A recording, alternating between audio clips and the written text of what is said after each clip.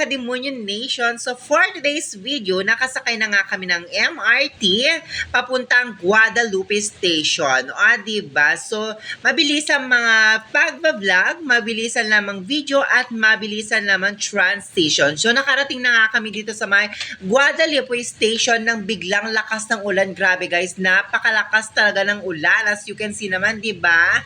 So, eto na nga at naghuminto muna kami ng aking friend dito at kami nag-aabang para huminto ang ulan na yan. Grabe as in, lakas ng ulan. Ang hirap pa naman magkasakit ngayon guys.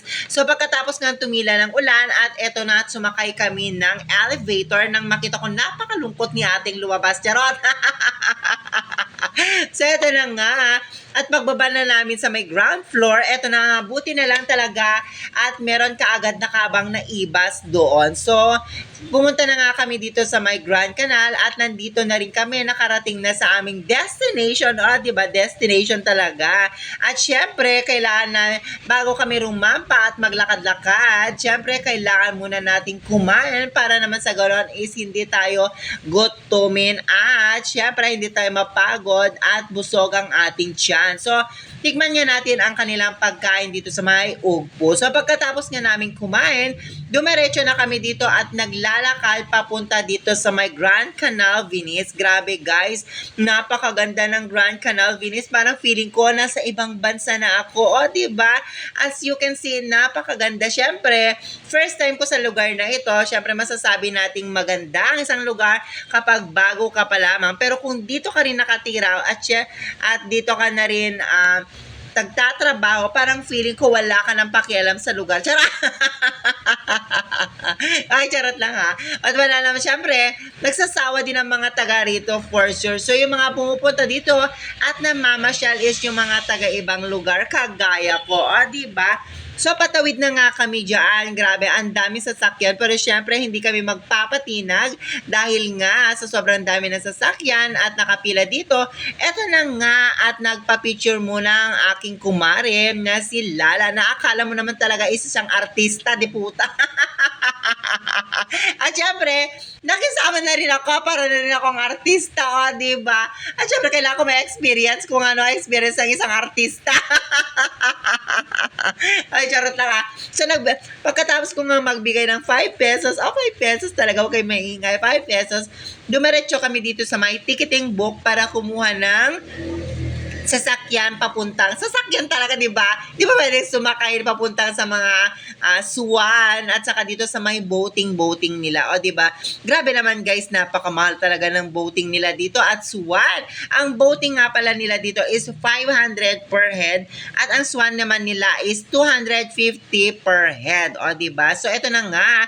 At nakakasakay na rin kami dito sa may boating at syempre kailangan ko ma-experience kung gaano kaganda at ka-perfect ang lugar na ito. So ito na nga at wala naman akong pakialam sa mga nagvi-video dyan. Basta ako, kukuha talaga ako ng video at magpipicture ako dito para naman sa garon meron akong tawag nito, ma-i-vlog.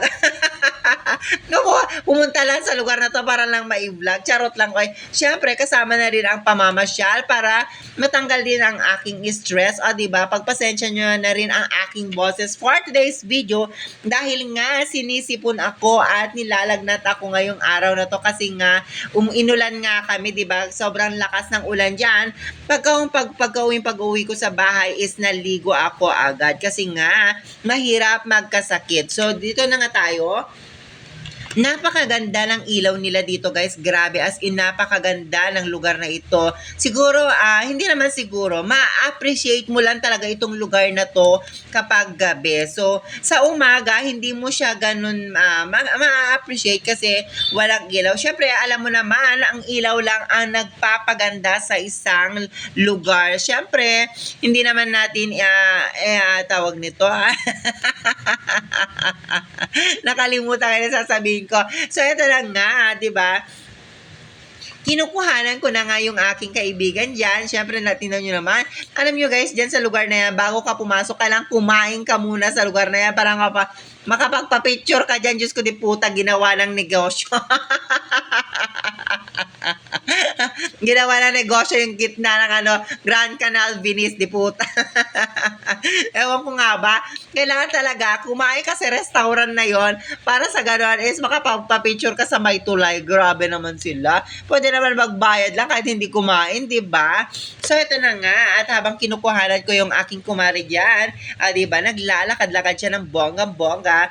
So napagod na nga rin kami, at ito nga kinausap ko siya. So sabi ko nga sa kanya, kumusta naman? O ang sabi niya naman dyan is okay naman daw at pagod na ang lola mo. So dumiretso na nga kami dito sa may Starbucks para naman sa gano'n is matikman din naman namin ang milk tea dito na kung kakaiba kung anong meron sa Starbucks, o di ba? Para naman hindi tayo maging ignorante. Charot!